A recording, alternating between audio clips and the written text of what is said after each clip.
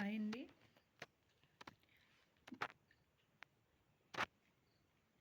DSC maths మెథడాలజీలో BEd గణిత శాస్త్ర బోధనాభ్యాసన శాస్త్రం బుక్ అండి. ఇందులో వచ్చేసి మనకి ఫస్ట్ 5 చాప్టర్స్ ఇచ్చారండి. ఫస్ట్ బుక్లో వచ్చేసేసి టోటల్గా 5 చాప్టర్స్ ఇచ్చారు.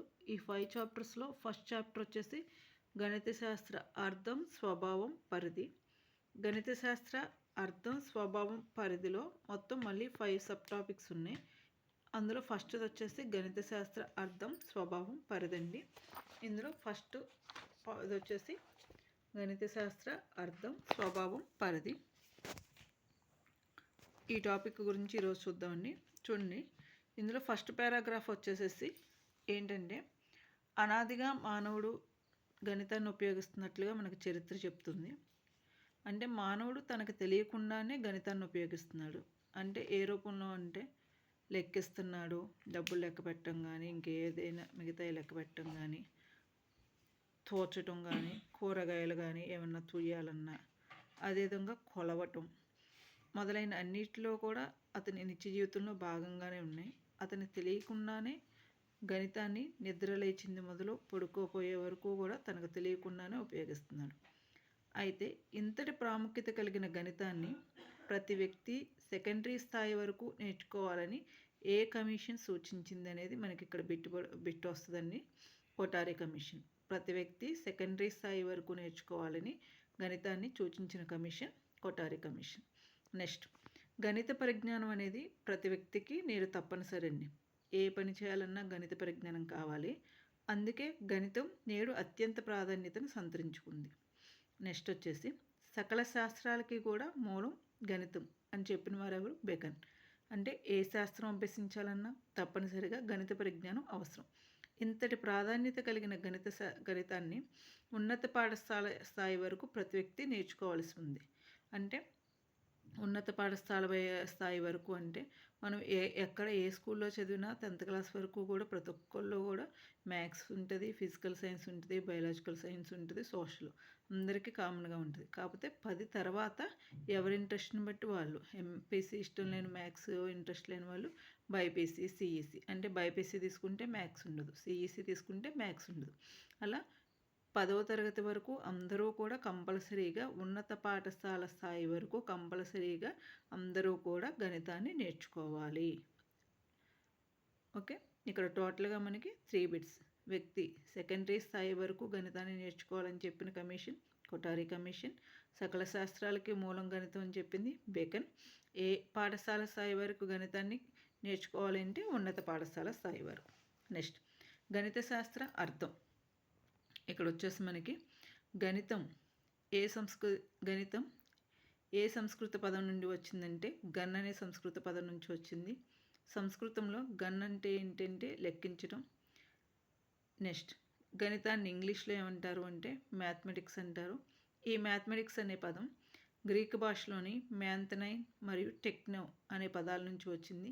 మ్యాంతనైన్ అంటే నేర్చుకోవటం, టెక్నీ అంటే కళ లేదా సూక్ష్మ పద్ధతి. ఈ 2 పదాల కలయికే మ్యాథమెటిక్స్. స్థూలంగా చెప్పాలంటే గణితాన్ని సూక్ష్మ పద్ధతులు నేర్చుకునే కళ అని చెప్పవచ్చు. అంటే టోటల్గా ఈ పారాగ్రాఫ్లో గణితం ఏ సంస్కృత పదం నుండి వచ్చింది? గన్. గన్ అంటే ఏంటి? సంస్కృతంలో లెక్కించడం. ఇంగ్లీష్లో గణితాన్ని ఏమంటారు? మ్యాథమెటిక్స్. ఏ భాషా పదం కలయిక? గ్రీకు భాషలోని మ్యాంతనైన్ మరియు టెక్నివ్ అనే 2 పదాల కలయిక. నెక్స్ట్ వచ్చేసి మానవుడు నిత్యం ఏదో ఒక సమస్యలతో బాధపడుతూనే ఉంటాడండి. సమస్యలు లేని మనుషులంటూ ఎవరూ లేరు. వారికి ఏదో ఒక సమస్య ఉంటుంది. ఆ సమస్యలను సాధించుకోవాలి అంటే అతనికి ఏముండాలి? ఆలోచన శక్తి ఉండాలి. ఆ ఆలోచన శక్తి పెంపొందించాలి అంటే మానవుడికి గణితం ద్వారానే ఆలోచన శక్తి పెంపొందించుకుంటున్నారు. అంటే ఇప్పుడు మనం గణితంలో ఏదైనా లెక్క సాధించాలంటే ఏం చేస్తాం? ఈ స్టెప్ తర్వాత ఈ స్టెప్, ఇది చేస్తే ఏమవుతుంది, అది చేస్తే ఏమవుతుందని మన గణితాన్ని సాధించడానికి మన ఆలోచన శక్తికి పదును పెడతాం. అదేవిధంగా మనకు ఏదైనా సమస్య వచ్చినప్పుడు కూడా మన ఆలోచనని ఈ సమస్య ఈ రూపంలో వెళ్తే ఏమవుతుంది, ఈ రూపంలో వెళ్తే దేని ద్వారా వెళ్తే మనకి సొల్యూషన్ దొరుకుతుందని మనం ఆలోచన శక్తిని మెరుగుపరుచుకుంటాం అన్నమాట.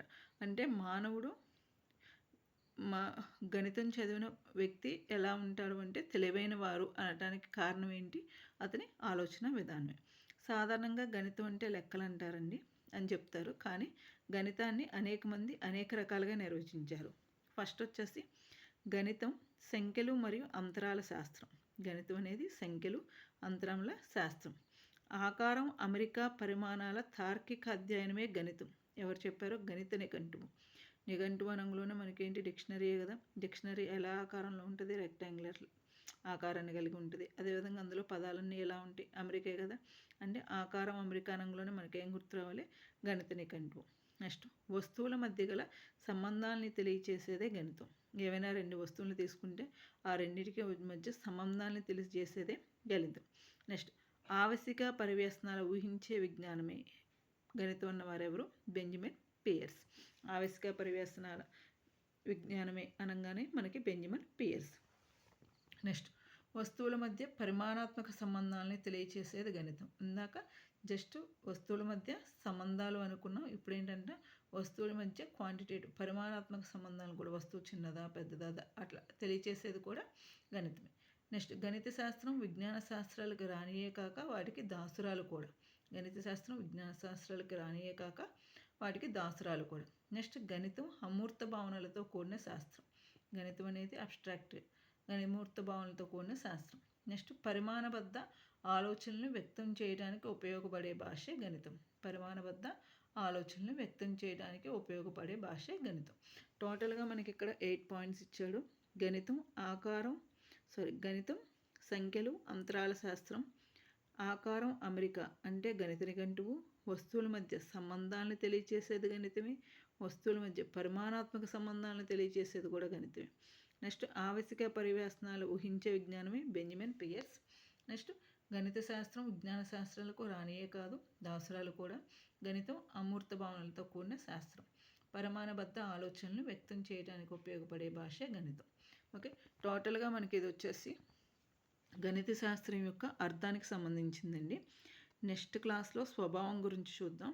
టోటల్గా మనకి ఈ టెక్స్ట్ బుక్లో గణిత శాస్త్ర అర్థానికి సంబంధించి ఇచ్చిన మ్యాటర్లో మనకు వచ్చిన బిట్స్ ఏంటి అంటే, వ్యక్తి సెకండరీ స్థాయి వరకు నేర్చుకోవాలి గణితాన్ని అని చెప్పిన కమిషన్ కొటారి కమిషన్. సకల శాస్త్రాలకు మూలం గణితం అని చెప్పిన వారు బెకన్. అత్యంత ప్రాధాన్యత కలిగిన గణితాన్ని ఏ పాఠశాల స్థాయి వరకు ప్రతి వ్యక్తి నేర్చుకోవాలి అంటే ఉన్నత పాఠశాల స్థాయి, సెకండరీ స్థాయి, అదే ఇక్కడ ఉన్నత పాఠశాల స్థాయి. గణితం ఏ సంస్కృత పదం నుంచి వచ్చింది? గన్. సంస్కృత పదంలో గన్ అంటే ఏంటి? లెక్కించడం. ఆంగ్లంలో గణితాన్ని ఏమంటారు? మ్యాథమెటిక్స్. మ్యాథమెటిక్స్ అనేది గ్రీకు భాషలోని మ్యాంథనైన్ టెక్నో అనే పదాల కలయిక. అనగా ఏంటి అంటే స్థూలంగా చెప్పాలంటే సూక్ష్మ పద్ధతులు నేర్చుకునే కళ. మానవుడు సమస్యల నుంచి బయటపడాలంటే ఏం కావాలి? ఆలోచనా శక్తి. ఆ ఆలోచనా శక్తి ఎలా వస్తుంది? గణితం ద్వారానే వస్తుంది. గణితం అంటే లెక్కలు కాదు అని చెప్పేసి అనేక మంది అనేక రకాలుగా నిర్వచించారు. గణితం వేటి ఏమేమి ఉంటే గణితం సంఖ్యలు అంతరాల శాస్త్రం. నెక్స్ట్ ఆకారం అమెరికా అనంలోనే మనకి గణిత నిఘంటువు. వస్తువుల మధ్య ఏమేమి తెలిస్తే సంబంధాలను తెలియచేసేది గణితమే. పరిమాణాత్మక సంబంధాలను తెలియచేసేది కూడా గణితమే. ఆవశ్యక పరివేశనాలు అనగానే బెంజమిన్ పియర్స్. గణిత శాస్త్రం విజ్ఞాన శాస్త్రాలకు రానియే కాదు దాసురాలు కూడా. గణితం అమూర్త భావనలతో కూడిన శాస్త్రం. పరిమాణబద్ధ ఆలోచనలు వ్యక్తం చేయడానికి ఉపయోగపడే భాషే గణితం. ఇది వచ్చేసి మనకి గణిత శాస్త్రం అర్థం అండి. ఓకే, నెక్స్ట్ వీడియోలో దాని యొక్క స్వభావం గురించి చూద్దాం.